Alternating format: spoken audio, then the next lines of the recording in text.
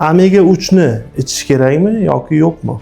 Omega 3 haqida juda ham internetda ko'p ma'lumotlar, uning foydalari haqida xolesterinni kamaytiradi, qon tomirlarini himoya qiladi, uni elastik qiladi, yurak kasalliklarini oldini oladi, miya uchun foydali degan ma'lumotlar juda ham ko'p tarqalgan.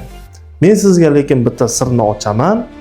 Bu gaplar hammasi to'g'ri. Haqiqatan ham omega 3 bizning tanamiz uchun juda ham foydali hisoblanadi. Yurak kasalliklarini oldini oladi, qon tomirlarini himoyalaydi va kelajakda uchrashi mumkin bo'lgan insult va infarkt xavfini kamaytiradi. Omega 3 bu baliq yog'i hisoblanadi, ya'ni biz uchun kerak bo'lgan eng foydali yog' hisoblanadi. Buni siz demak haftasiga 1-2 marta baliq iste'molidan olishingiz mumkin yoki kapsulalardan foydalanishingiz mumkin. Siz haqiqatan o'ylab ko'ring, balki sizga omega 3 iste'molini boshlashingiz kerakdir balki. Siz omega 3 ning qaysi kapsulasidan iste'mol qilasiz? Izohlarda yozib qoldiring.